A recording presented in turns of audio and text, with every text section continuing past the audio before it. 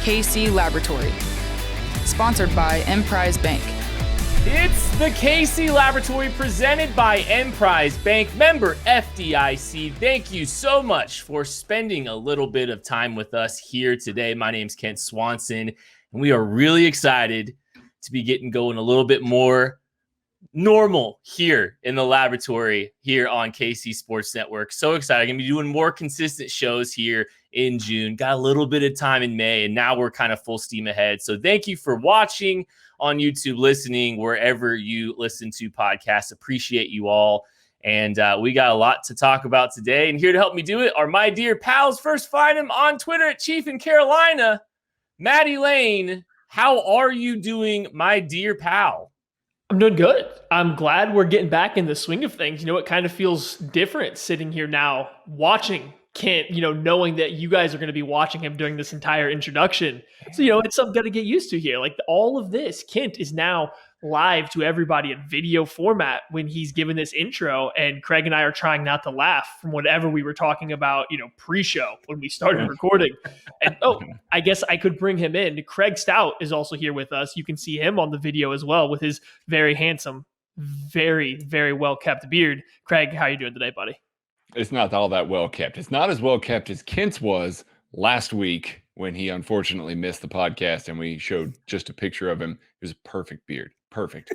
But we are back. We have regular content for you again. It's going to be twice a week starting from now all the way to the season. And then you are going to be getting more episodes. There's also going to be an episode of One-on-One this week with Jeff Allen and Mike DeVito. It's going to be a good week. We are going to really ramp things up in earnest. But from our point of view, we get to talk Chiefs with you again twice a week. You all can get sick of us once again. So we're really looking forward to it. We've been missing you guys. We've been missing the interaction and talking more Chiefs. So let's get on with the show. Hey, Craig, can't they also catch and see or tune in and see you live tomorrow explaining, or later today on Wednesday, explaining football to them on a very deep level? I wouldn't say a very deep level, but yes, we do have another Facebook film room coming up. I know that some people are not on Facebook. I get it. I understand.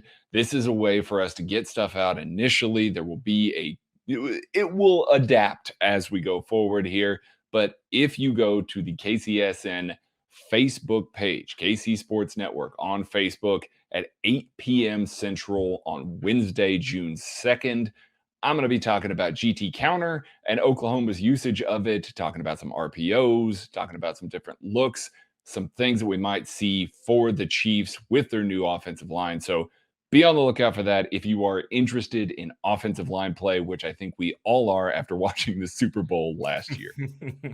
Also, make sure you are subscribing to the Substack because there's some big announcements happening here in June. kcsn.substack.com. Make sure you sign up. You'll get a lot of updates on some really cool things that are happening. You're going to get some free content that's going to be going out there. A lot of good stuff. I want to say something really quick before we get into what we're talking about today. Guys, this is partially just me explaining how excited I am to be on a more consistent schedule now.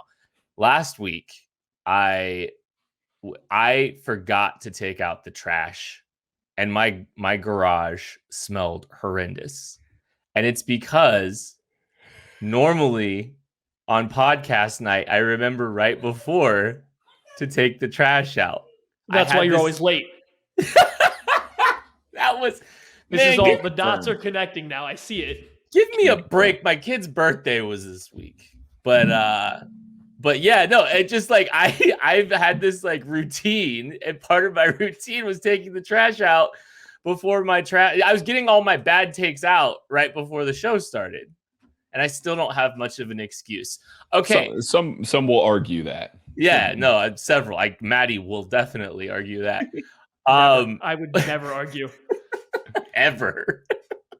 We got a fun show. So last year we did a game by game preview of the season. It's something we really like doing. It was all Maddie's idea, and we rolled with it. It was a very good idea. So we're gonna do the same thing.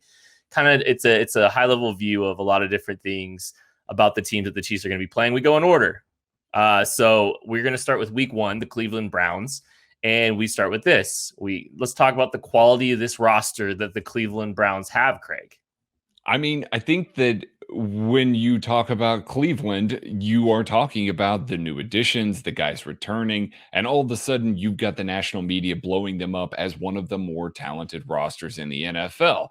It's kind of hard to argue that. They've got a lot of really good young players throughout the entirety of this roster. And yes, they were decimated by injuries last year, but that doesn't mean that all of a sudden they're going to be, really deprived of anybody. It looks like they're getting everybody back. I really like what they've built in Cleveland. It's led by Baker Mayfield. That's really the biggest question mark on this team. I think that if Baker Mayfield plays well, this team can go really far because they are a very talented bunch on both sides of the ball. But you look at this receiving core. You got Odell Beckham Jr., you got Jarvis Landry, you've got a really, really good rushing attack with Nick Chubb and Kareem Hunt. On the defensive side of the ball, you've got arguably the best pass rusher in the NFL and Myles Garrett, and a really, really talented secondary that is getting all of those pieces back and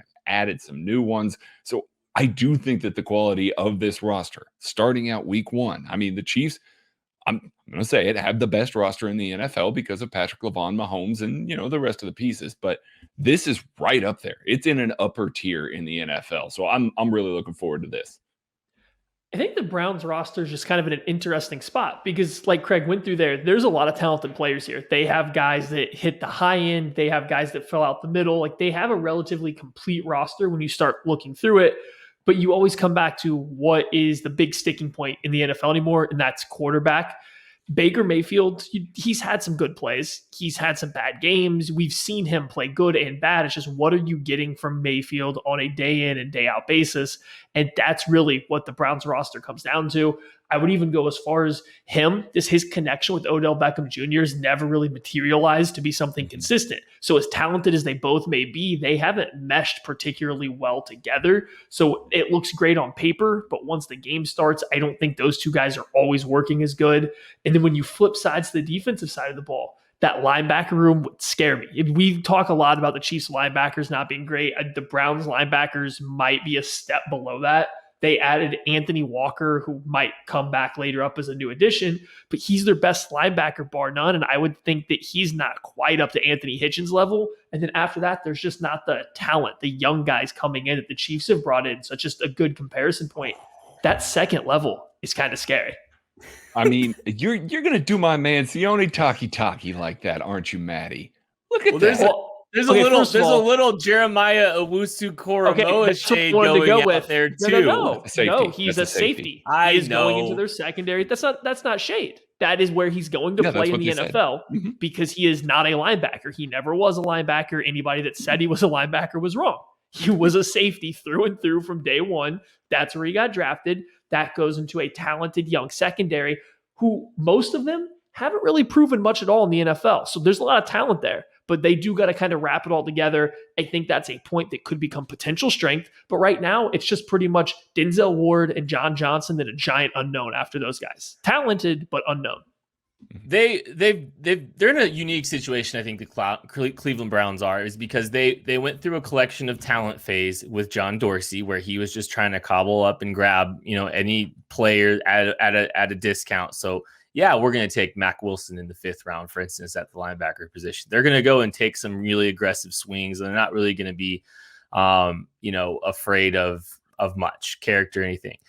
I think the front office has done a good job in Cleveland of more team building approach. I think they've done a really good job of building this team around Baker Mayfield. They don't know if Baker Mayfield's the guy yet, I don't think, because he doesn't have an extension yet.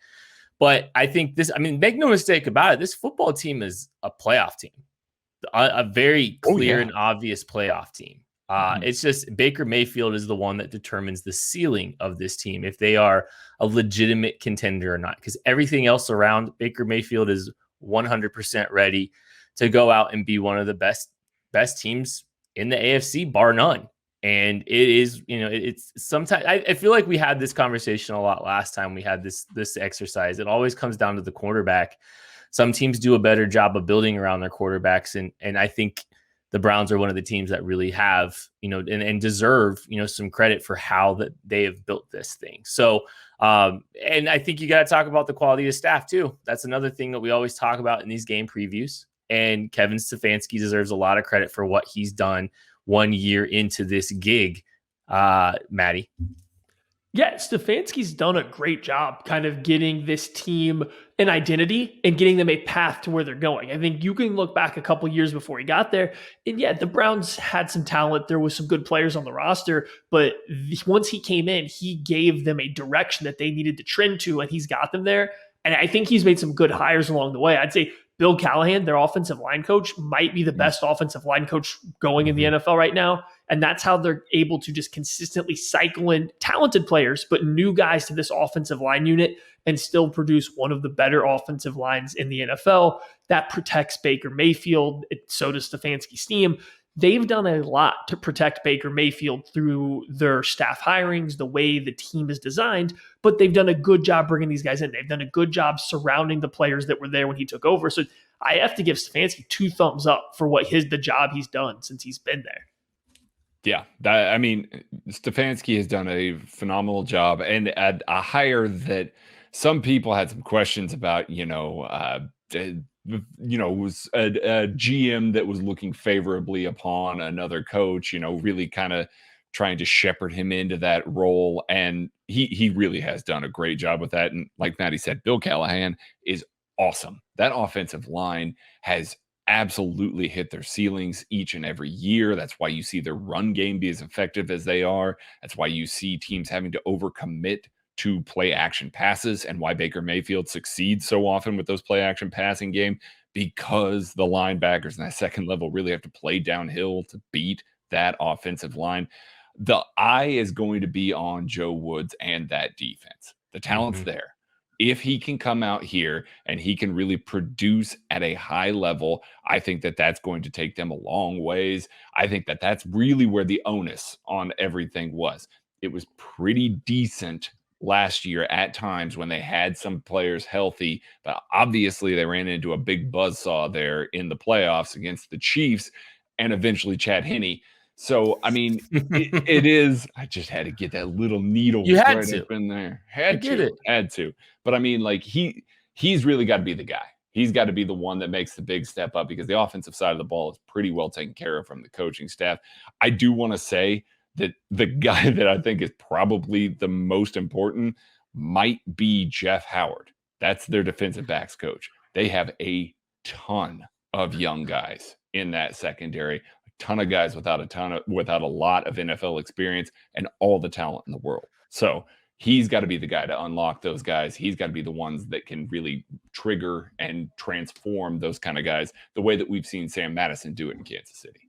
Well, and that was one of the emphasis this year, I think, and a credit to Andrew Berry, is focusing on maybe securing that secondary, because I don't think they had the horses last year or the horse healthy entirely. The depth was very much tested and it failed. And so they went out and they made some acquisitions that one or two of them might pop up here in a second when we talk more about the new additions to this roster. But I think that is, Joe Woods has been given a bunch of stock shelves at every level. Well, at mostly every level. I think there's more promise than Maddie wants to say at linebacker, but I get why he would say that. I don't hate Anthony Walker. I don't hate Anthony Walker. I don't hate Sione Takitaki. I don't hate Jacob Phillips. I actually really like Jacob Phillips as well. They're just young. Yeah. And they're young and Anthony Walker. Yeah, take that, Maddie. I would like to see one of them cover me on an out route, because I don't think any single one of them have. Here we go. Listen, again. We're Chiefs fans. Linebackers don't cover. We know linebackers. You could. Fun fact: you could win a Super Bowl without linebackers covering. New additions to the Cleveland Browns. Some fresh faces there, all over that team. Give me one that you like, Craig. I'm speaking of coverage. We're gonna go with Greg Newsome. Now coverage matters. Well, it matters for cornerbacks. Unlike the Chiefs, the Browns have invested fairly heavily in the cornerback position and really tried to address their secondary. Greg Newsome is the newest addition to that. Newsome is going to be a feisty player that fits really, really well in that scheme. He's a longer guy. He's got good ball skills. He does everything just well. And opposite of Denzel Ward, I think that if he can take that step immediately, which is really tough coming, I mean, he did play in the Big Ten, and that's a level of competition that is good, but you are taking a big step up in the passing game from what the Big Ten was bringing out there. If he can do that, all of a sudden you got guys on the outside that can play at a high level with Grant Delpit and Johnson in the middle of the field. Now all of a sudden you've got kind of a dome over that defense. That makes you really good. So the question mark, I know a lot of people are focused on Delpit, but if Newsome can come in and hit the ground running, all of a sudden that secondary can, like Kent said, they didn't have the horses last year. All of a sudden they might have the horses to run with some of the AFC's top teams, not necessarily the Chiefs. Well, if their secondary's got to hold up if they're going to get to what they actually want, is that AFC championship. And I'm gonna Maddie answer this, and I'm just gonna talk about a couple Rams because they went out and addressed the secondary with a couple of Los Angeles Rams secondary players. Troy Hill is probably going to play inside in the slot for them. He got not insignificant money, $4.5 million to come in and play. They're just continuing to bolster their secondary, but they went out and spent a little bit with John Johnson. He's getting $11.25 million APY on his contract and just continuing to add to that secondary. Grant Delpit's had some injury issues. It's not like they've got talent. They've had talent in the past. They've insulated it with veterans that have been able to play at a consistent level, been able to be available. And I think that's one of the things. I mean, Denzel Ward, some of the guys in their secondary, they've just had a lot of depth issues. So they've continued to really focus and invest with the Newsomes and Troy Hill and now John Johnson all added into the mix, really just trying to bolster that group. And they've really given themselves a lot of quality bodies there. For me, I'm looking at kind of one of the guys that they lost. So they lost Larry Ogunjobi to free agency. They brought in Malik Jackson to replace him. It's been a couple years since Malik Jackson has been a force, but at one point in time, he was a very prominent interior pass rusher. Right now, I believe he's kind of slated to be behind Jordan Elliott, a second-year player that a lot of Chiefs fans are going to remember from Missouri. But I think he's a guy that should see the field on passing downs, whether it's next to Elliott in place of him. And he could just be a guy that's going to add that second or third pass rusher to the Jadeveon Clowney, the Myles Garrett tandem on the outside. They need someone to come in, fill up some of that air space on the middle of the field, get some interior pressure. He's the guy who I think that weight's going to fall squarely on his shoulders, and that's what's going to make their defense go, is if they have someone to complement Garrett a little bit better than they had down the stretch last year. All right. Players to watch. This is always a really fun one, and I'm going to kick it off. And this is going to sound so lame. Oh, really? Myles Garrett. I really am excited to watch Myles Garrett. And if you don't know why, if he's lined up over in Orlando Brown, I'm very fascinated to see that matchup. This is our presentation of Orlando Brown to Kansas City. So if Myles Garrett's lining up over there at all, I want to see them matching up. I want to see how Orlando Brown holds up, because Orlando Brown, the Chiefs spent a little bit of capital to acquire this man. They're potentially going to have to pay him here in a year, and they've got a season to really find out more about him. And so I really want to watch this matchup, and I want to see how the potential future franchise left tackle, a guy who has endeared himself to Kansas City in a very short amount of time, a guy I am very much rooting for. And first off, I don't have great Orlando Brown takes out there from draft season. Like, he's definitely proven me wrong. But this man, I'm fascinated to see how the Orlando Brown experiment, and I believe that good things will happen. And I'm pretty optimistic about this guy becoming the left tackle of the future. It starts with a massive test with Myles Garrett. Yeah, I'm going opposite of him to Jadeveon Clowney as the player to watch.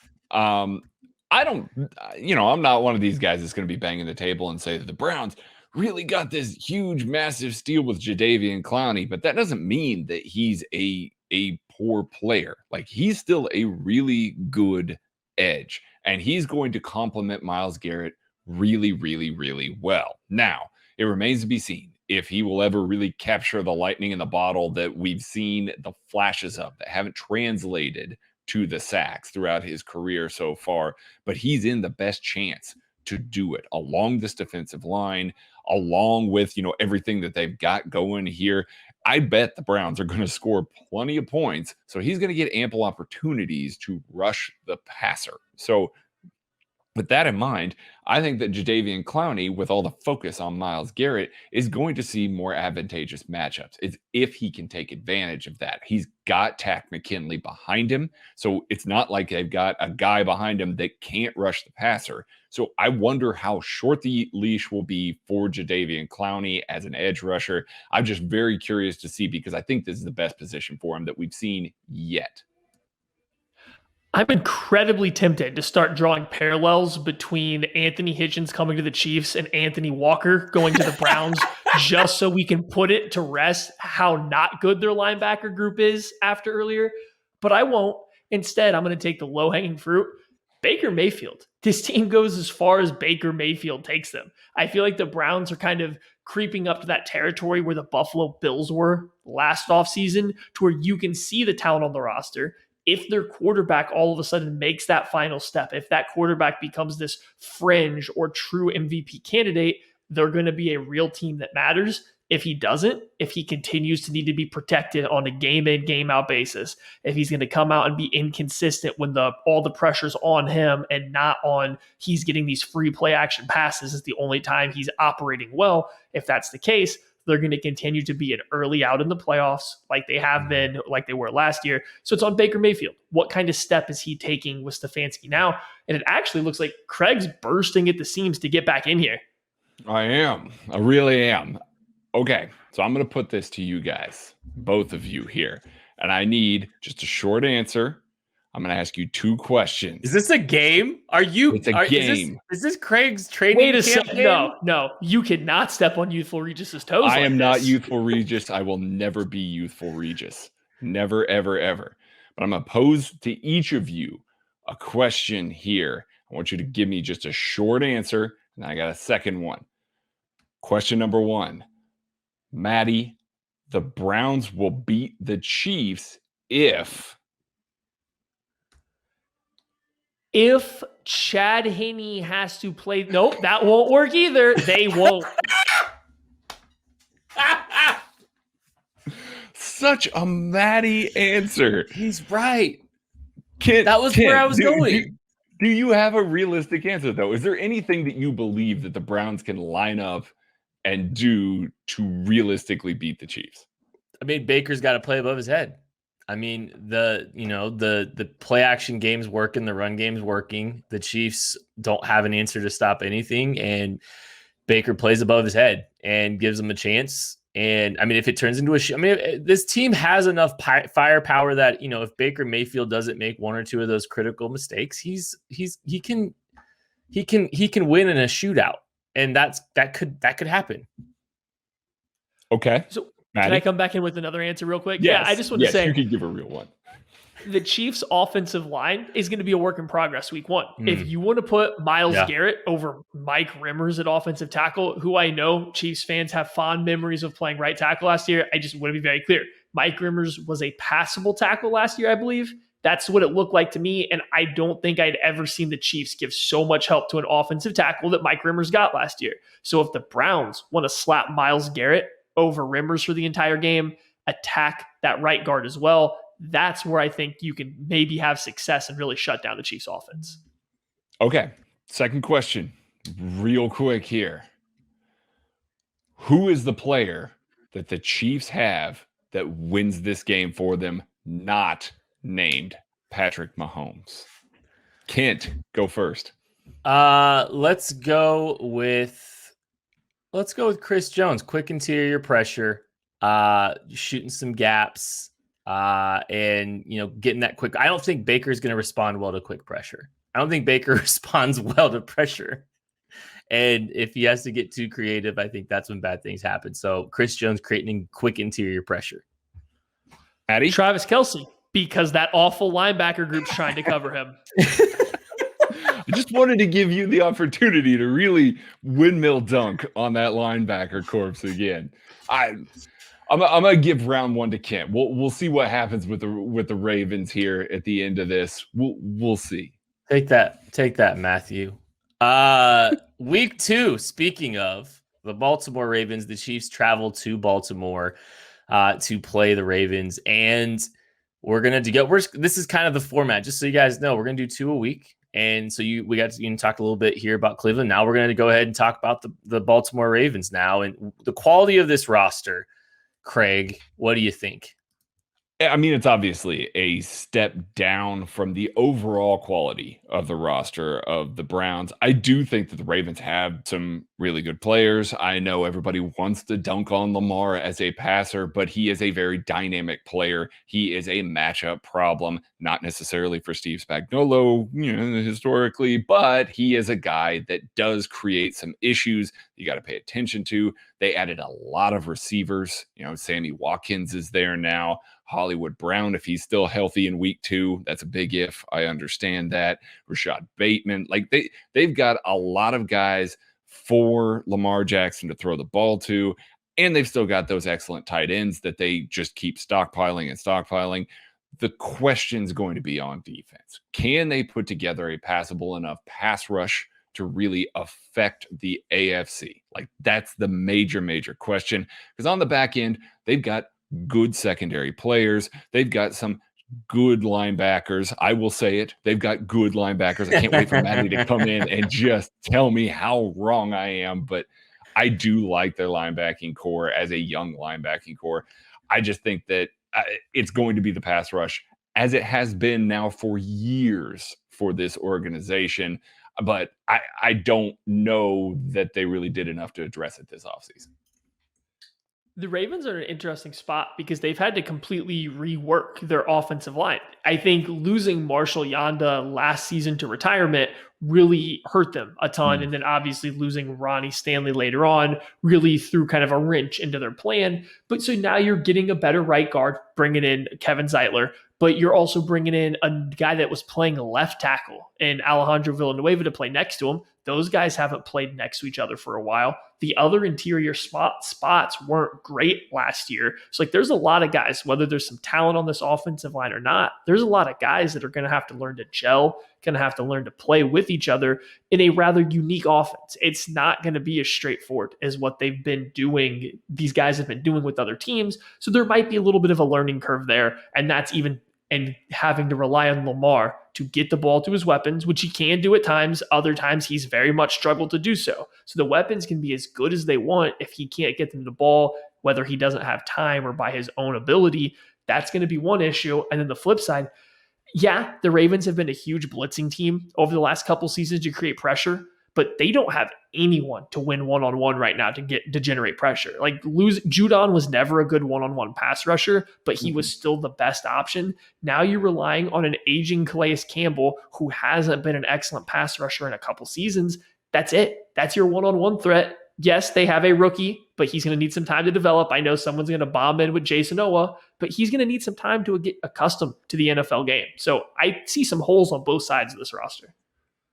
I think this team is worse than last year's team. I think they've taken a step back. And do you think that that's a week 1 worse or than week 1 of last year? Maybe including the Ronnie Stanley. Or are you talking about the team that was actually in the playoffs last year? No, we can. I'm going to say week 1.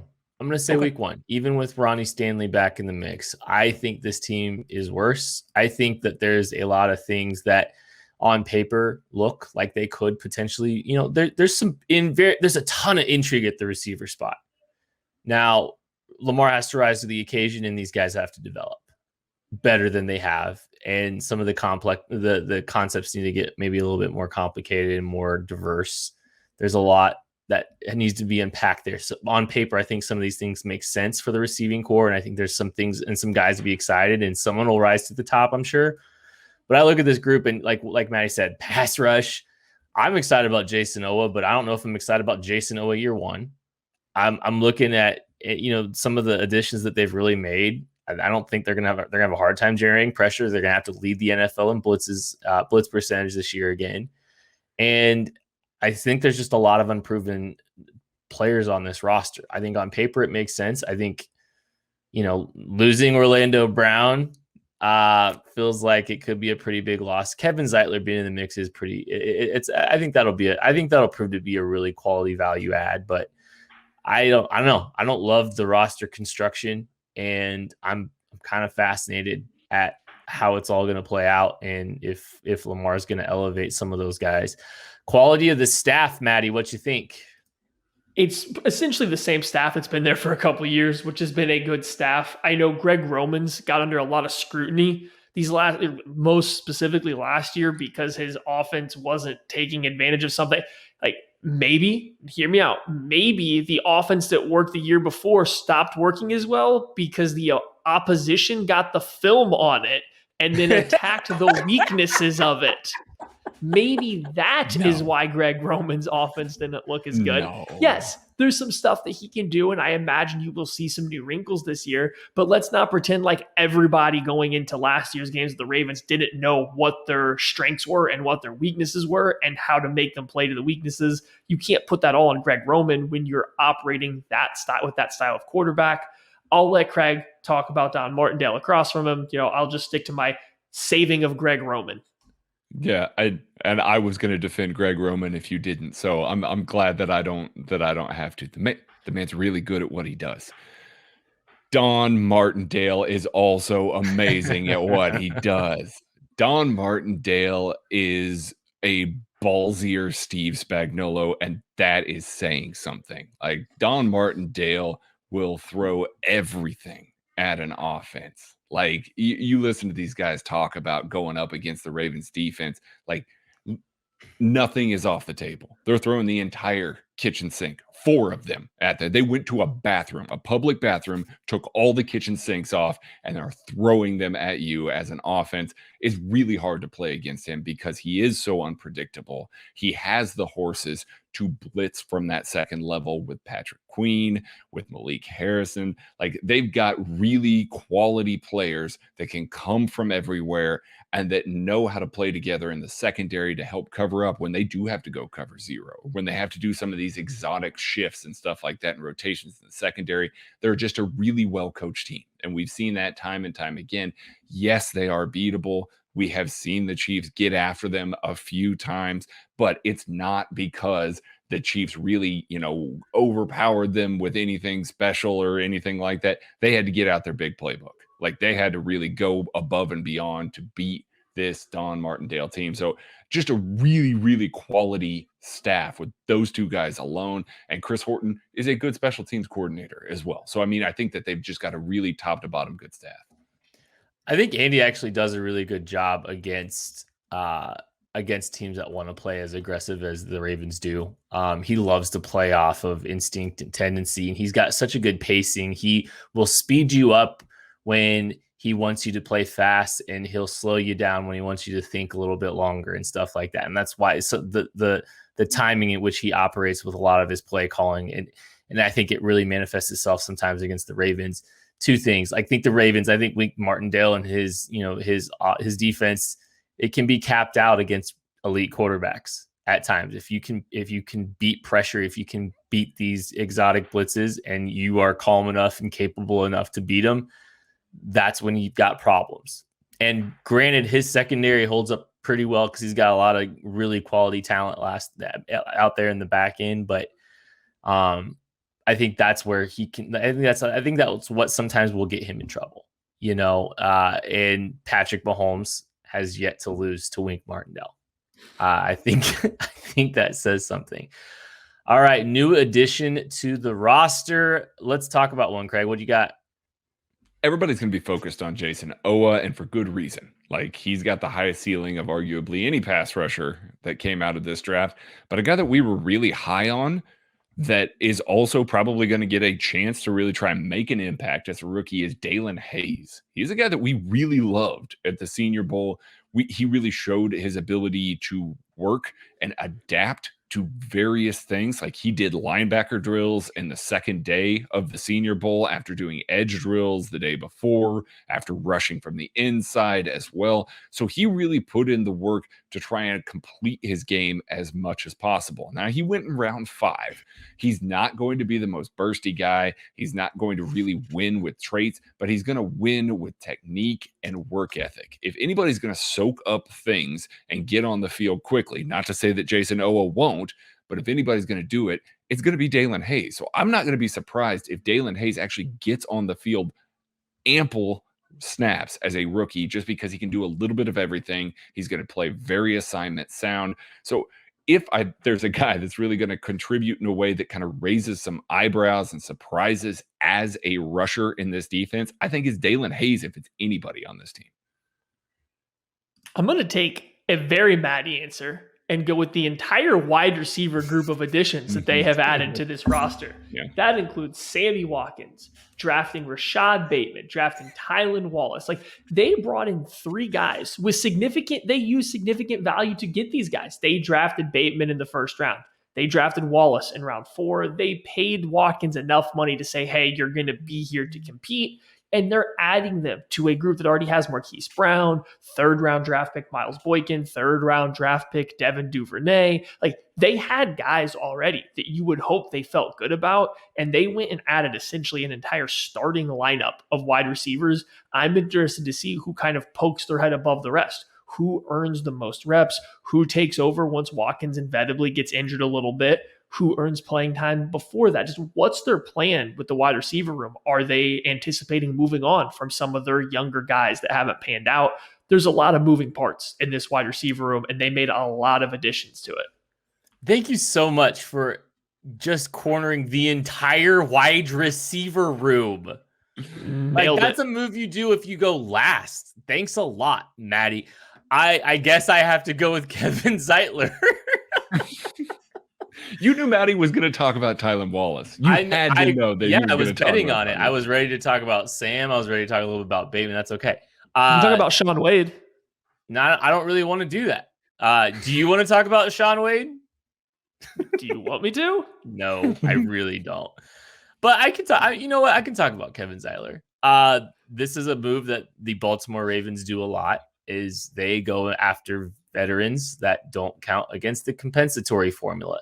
They're one of the teams that very much values these swings on players in the back end or on day 3. You know, the back end of the draft, day 3 of the draft, they're looking to, try to add more bodies. And this is a way for them to add a free agent without counting against the compensatory formula. They brought in a guy that has a lot of quality football left ahead of him still, I think. Kevin Zeitler is a good football player. I think he's, he maybe didn't have the best stretch with the Giants, but there's still a lot of good tape, not too far from memory. And I think he's a guy that makes a lot of sense in this offense and a very capable quality interior presence when they've kind of had a little bit more of a roster shakeup. This line is kind of sneakily turned over a little bit. And it's going to be fascinating to watch this iteration of it because I do think the line has been such a critical piece to what the Ravens have tried to do over the last few years. And now Zeitler, Alejandro Villanueva are in the mix over there on the right side. Maybe I should have just taken the entire offensive line group like Matt did. All right, players to watch. And I really want to go. I really want to go with Lamar, but I'm not going to because, again, it's just, of course it's Lamar. But, I'm really fascinated to see what Sammy Watkins' role is week 1. It's more just a fascination with how he left here in Kansas City, really not doing much of anything in the playoffs, not really being able to play for the entirety of the playoffs. Kind of a down note year. We were all really excited to see playoff Sammy. We really didn't get much of anything with it. And what is his career arc now? What does week 1 look like for him? Did he have enough juice through training camp to earn opportunities? What is his role week 1? Have the young guys overtaken him? How motivated is he? Is the sun shining? Is the sun shining for our Lizard King? I mean, there's a lot of, it's Monday Night Football, so I don't know. That's not looking good there. I just, for Sammy, it's just, I'm very fascinated where the rest of his career goes. The Chiefs moved on.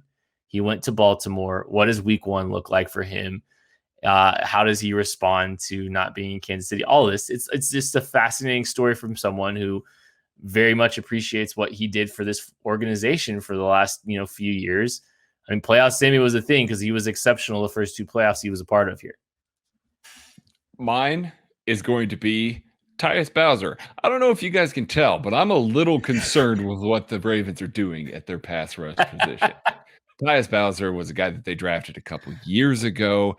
He really hasn't panned out. He has not really added too much to that room and a group that really needed some more. Last year, he had 22 pressures and he had just 2 sacks. The year before, he had 5 sacks and 14 pressures.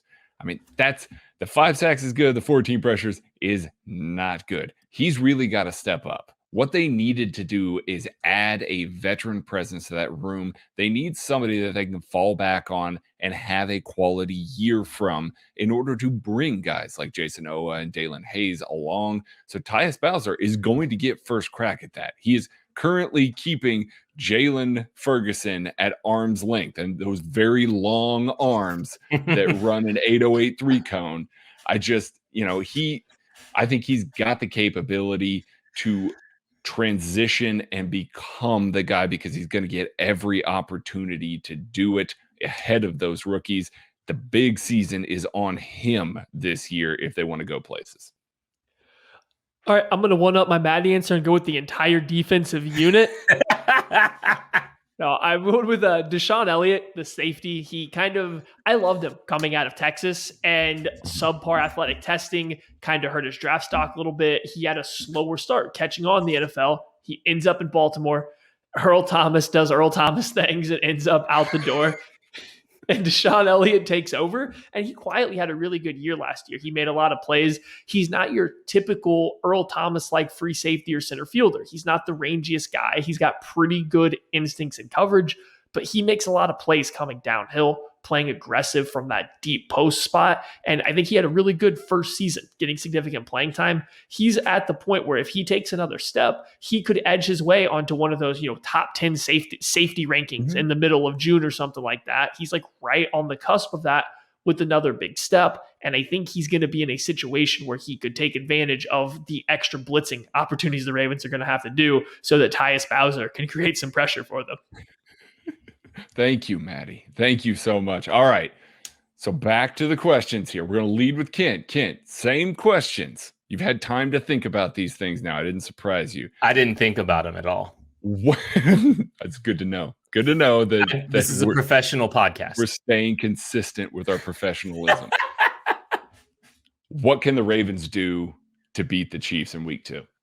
I think they control the game. They control the pace of the game. They control how the game is played and dictate it to the Kansas City Chiefs. And we talk about time of possession. I think time of possession is stupid. I think controlling how the game is played is something that very much can be done, dictating the tempo, dictating the number of possessions, and dictating the style at which this game is played. If they get out ahead and put some pressure on the Chiefs, that could get kind of, dicey late. The Chiefs, I think that the Ravens aren't a team you want to play from behind. So if they get out ahead and they control the game, they control the games played, that's how the Ravens win that game. I think they have to hope the Chiefs come out flat-footed and complacent. I've said this for years. I think the Ravens match up incredibly poorly against the Chiefs, and I think this season it's even more so. Their offensive line isn't going to big boy up on the Chiefs front seven. If the Chiefs need to put out their run stoppers right now, they can put out a really good run-stopping front seven. Yeah. Baltimore is going to have to just reach deep into their bag of tricks and turn it into a shootout, I think, to score enough points to outscore the Chiefs, and that's right in the Chiefs' wheelhouse. I just simply think the Ravens match up just awful with the Chiefs. Defensively, no pass rush without bringing extra pressure. Andy Reid and Patrick Mahomes eat that up. The Ravens secondary, their cornerbacks are good, but you can't cover guys for 4 or 5 seconds against this team with this offensive scheme. The worst matchup in the league for the Ravens, hands down. And everybody always wants to talk about time of possession, grinding out the run game. It will just never work against this Chiefs team, and especially this year with this Ravens team. Okay. Chiefs player not named Mahomes that will be the MVP of the Browns game. Maddie. You mean the Ravens game? The Ravens game. Week 2. Chiefs player not named Mahomes that will be the MVP of the Ravens game. Week 2. Maddie, go. The same guy it is every time it's not Patrick Mahomes, it's Travis Kelce because he uncovered. If I was to give, you were going to say Travis Kelce all season, aren't you? Can we go 17 straight games of Maddie just picking Travis Kelce? I'll work him in the answer every single time. Don't worry. I don't know where we're going from here now. I don't know whose turn it is. It's still your turn. Or did you have more analysis? Yeah, no. The Ravens can't cover Travis Kelce just like the 31 other teams in the NFL. So therefore, anytime Patrick Mahomes isn't the MVP, he is rightfully going to be the answer. But I would also lean towards Frank Clark, who has had relatively good games against the Ravens in the past, containing Lamar Jackson and generating pressure against the Ravens, working one-on-one with whatever offensive tackle. I'm gonna go with Clyde Edwards-Helaire, and Andy Reid had some nice play calls, especially in the deep red, getting their running back involved with some of those man beaters and getting them lost out the backside of a formation. I think Clyde Edwards-Helaire is a guy that could be primed to eat, especially early in the year. As teams are trying to figure out what the Chiefs are up to, probably playing off and soft and scared and, playing with these ladder boxes. I think Clyde could eat early on. And I think this could be a game where Clyde could really have a lot of success in the passing game with some of the man concepts to help get him out. I think Clyde had decent success in a couple of man games where some teams tried to man the Chiefs up a little bit more than they're used to. And this could be one of those games where the Ravens are doing that and Clyde's getting lost. Clyde's getting snuck out the backside of a formation and having a lot of success in the passing game. Well, sorry, Kent, but since Maddie picked a defensive player secondarily to Kelce, he wins that round. You're just trying to make him feel better because he lost round one. No, I see how it is. I'm not competing in a questionnaire. This is not a sanctioned game. The Youthful Regis didn't sign off on this. This is definitely below the table. This is I am not participating in a game here. I am filling out a questionnaire. Oh, is that the standard by which we're operating here? Because Youthful Regis didn't ask the question. Educate. Mm-hmm. The deck's always stacked against me with Youthful Regis, so at least you gotta run it up the flagpole, okay? Okay. Since you guys tied, I'm just going to award myself the victory anyway. So that'll do it. That's a very Youthful Regis move by you. Extremely Youthful Regis by you. I mean, Craig Stout does win at most things that he does partake in life. So this makes sense. Shut it down, buddy. Let's shut this down. That's it for this episode of the KC Laboratory, presented by Emprise Bank, member FDIC. Thank you so much to them for everything that they're doing. Go to kcsn.substack.com. Subscribe to everything going on here with KC Sports Network. Thank you guys so much, and we will catch you later.